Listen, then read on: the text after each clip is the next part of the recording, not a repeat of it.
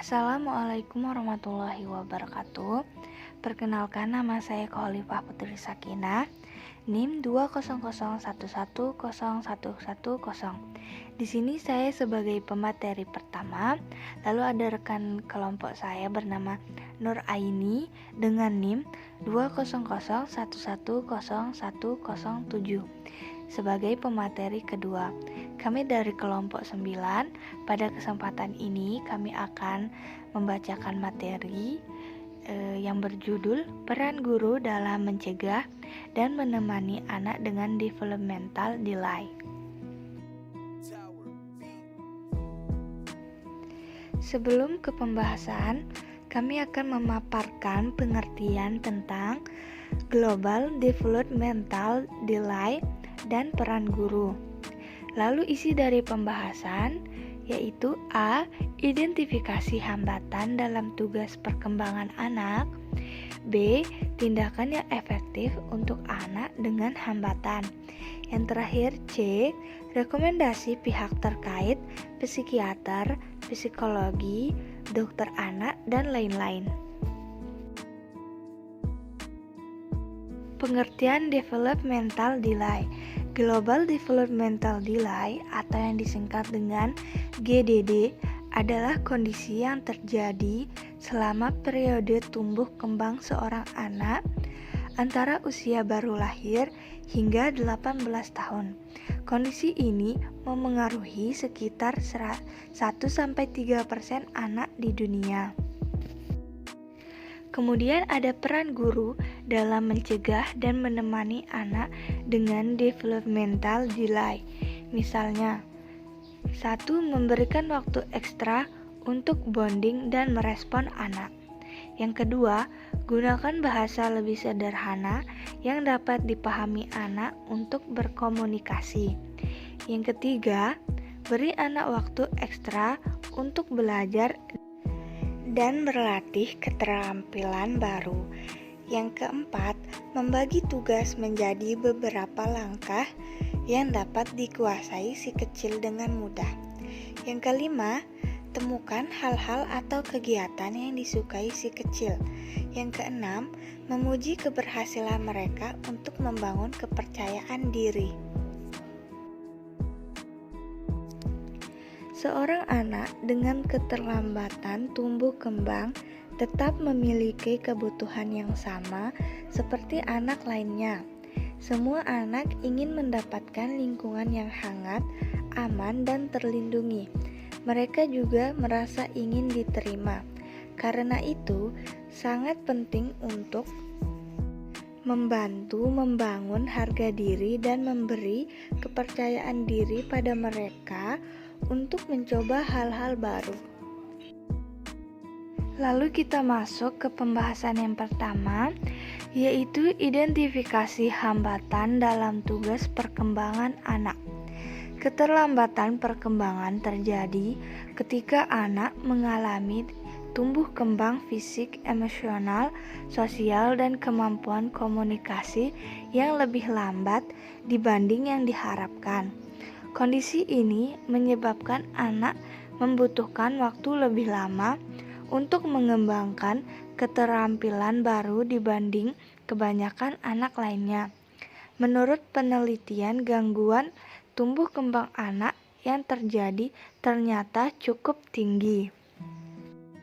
Dikutip dari Indonesian Pediatric Society atau yang disingkat dengan IDAI, Riset Kesehatan Dasar 2013 menyebutkan angka kejadian anak pendek akibat masalah gizi di Indonesia sebesar 37,2%.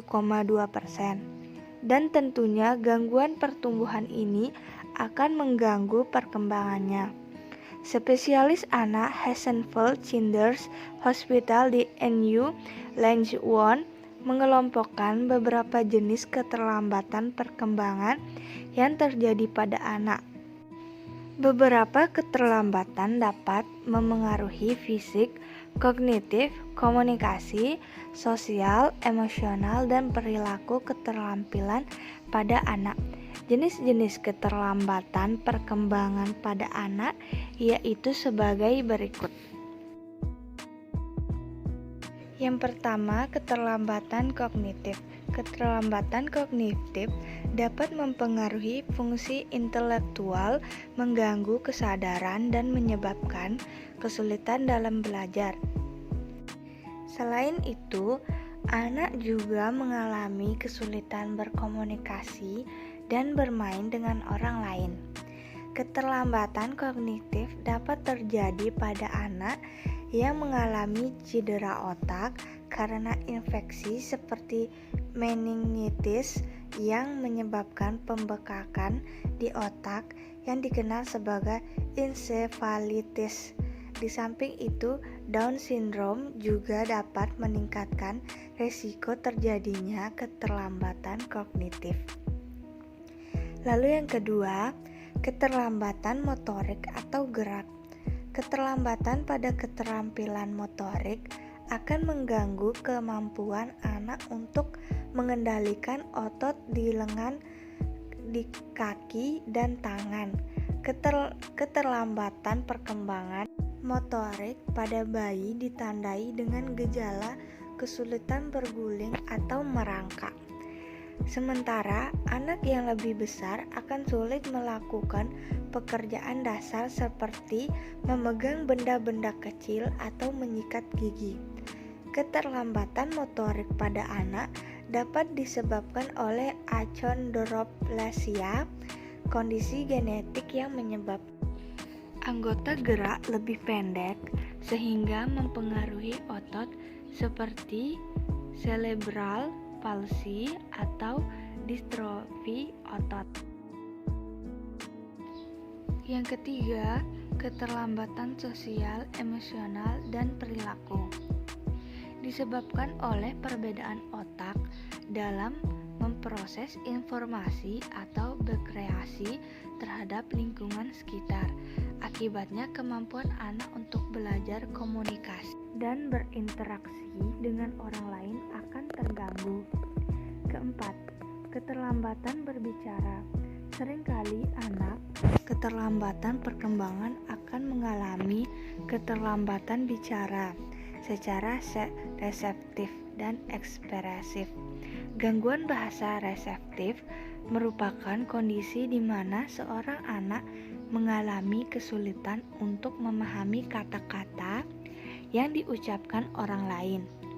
Anak menjadi sulit dan mengidentifikasi warna, bagian tubuh, atau bentuk-bentuk. Sementara itu, anak lainnya juga mengalami gangguan bahasa ekspresif yang ditandai dengan kurangnya kosakata dan kalimat rumit yang dimiliki untuk anak seusianya. Anak menjadi lebih lambat dalam bercakap, berbicara, dan membuat kalimat. Keterlambatan ini terjadi karena penyebab fisiologis seperti kerusakan otak, sindrom genetik, atau gangguan pendengaran. Selain itu, keterlambatan berbicara juga disebabkan oleh faktor lingkungan, seperti kurangnya stimulasi. Nama saya Nur Aini. Di sini saya sebagai pemateri kedua, saya akan melanjuti bacaan dari teman saya Khalifah Putri Sakina, yaitu B. Tindakan yang efektif untuk anak dengan hambatan perkembangan. Adapun cara dalam mengatasi hambatan yang terjadi pada anak usia dini sebagai berikut. Yang pertama, keterlambatan bicara atau bahasa. Sering ajak anak berkomunikasi seperti mengobrol, bernyanyi, dan memintanya untuk mengulang kata-kata yang Anda ucapkan. Gunakan bahasa yang sederhana ketika berbicara dengan anak. Baca buku setiap hari. Pilih buku bergambar agar anak dapat menunjuk dan menyebut benda yang ia kenal. Beri pujian ketika anak mengucapkan kata dengan benar. Koreksi perkataan anak. Bila anak mengucapkan mam, Anda dapat mengoreksi dengan "Oh, mau makan ya?" Yang kedua, keterlambatan motorik. Untuk memperkuat otot lengan, kaki, dan leher pada bayi yang masih kecil, Anda dapat melakukan tummy time, yaitu posisi bayi ditengkurapkan. Untuk melatih duduk, mula-mula anak dapat didudukan di kursi dengan sandaran agar tidak jatuh ke belakang. Lalu beri mainan kecil di tangannya. taruh benda atau mainan kesukaan anak di hadapannya, beberapa sentimeter sehingga ia akan terangsang untuk meraihnya, merangkak ke arahnya, berusaha berdiri untuk mengambilnya atau menunjuk ke arah mainan tersebut. Dudukan anak, lalu bantu tarik ke posisi berdiri untuk memperkuat otot kaki dan melatih ia berdiri sendiri. Jika anak belum bisa berjalan, latihlah dengan menitah atau memberikan mainan yang dapat dipegang dan didorong seperti push walker. Selain itu, dapat pula meminta anak berjalan ke arah Anda dan peluklah ia ketika sampai di hadapan Anda. Yang ketiga, yaitu keterlambatan kognitif. Bernyanyi bersama anak, putar lagu favoritnya secara berkala, sehingga ia dapat menghafal lirik lagu dan menyanyikan lagu tersebut. Kegiatan ini dapat membantu anak mengidentifikasi kata dan memori. Perdengarkan berbagai jenis suara, seperti klakson mobil, suara burung, bunyi air saat mencuci piring. Kegiatan ini dapat membuat anak memahami hubungan antara objek dan suara. Bermain dengan huruf abjad, bisa dengan puzzle huruf abjad, buku berisi huruf abjad, lagu tentang huruf abjad, gambar huruf abjad, dan sebagainya. Belajar berhitung, ajak anak menghitung jumlah piring di meja makan, jumlah roda di mobil, dan sebagainya. Bermain menggunakan berbagai jenis peralatan di rumah, misalnya peralatan dapur. Biarkan ia bereksplorasi dengan berbagai jenis suara, bentuk, dan tekstur dari peralatan tersebut. Kenalkan berbagai jenis permainan, misalnya ciluk, menyusun balok, menyusun puzzle, main petak umpet. Bermain dengan pasir dari tepung terigu, lalu di atasnya ditaruh berbagai jenis mainan berbentuk hewan. Dengan cara ini, anak dapat belajar mengenal hewan. Memasukkan sedotan ke dalam botol. Melatih anak mengenal berbagai macam tekstur seperti karpet, sisir, spray, dan sebagainya. Stimulasi yang tepat dapat membantu anak mengejar ketinggalan. Jangan bosan untuk menemani anak bermain dan belajar hal-hal baru. Selanjutnya yaitu C. Rekomendasi pihak terkait, psikiater psikologi, dokter anak, dan lain-lain. Keterlambatan tumbuh kembang anak memang selalu menjadi momok yang menakutkan bagi setiap orang tua. Memang kasus keterlambatan tumbuh kembang atau Global Developmental Delay atau GDD ini belum diketahui obat penyembuhannya. Namun, diagnosis keterlambatan tumbuh kembang anak yang dilakukan lebih awal diharapkan bisa membantu sang anak mendapatkan penanganan tepat secara psikologis, pendidikan, dan sosialnya. Berikut beberapa tes yang mungkin perlu dilakukan untuk memastikan diagnosis keterlambatan tumbuh kembang anak Anda. Yang pertama, tes pendengaran, kemudian tes kemampuan bicara dan bahasa, tes penglihatan, tes darah, tes genetik, tes kromosom, MRI scan untuk mencari kelainan pada sistem saraf dan otak, tes neurologis seperti elektroencephalogram atau EEG yang merekam aktivitas gelombang otak listrik. Tes-tes di atas bisa dilakukan di klinik tumbuh kembang atau rumah sakit.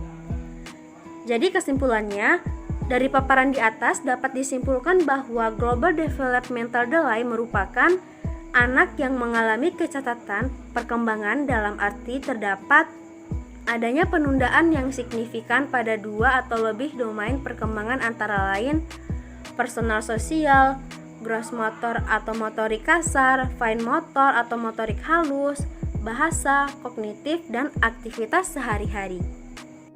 Jadi itu beberapa pembahasan yang berkaitan dengan materi kami. Kurang lebihnya mohon dimaafkan dan terima kasih bagi teman-teman yang sudah menonton video kami. Wassalamualaikum warahmatullahi wabarakatuh.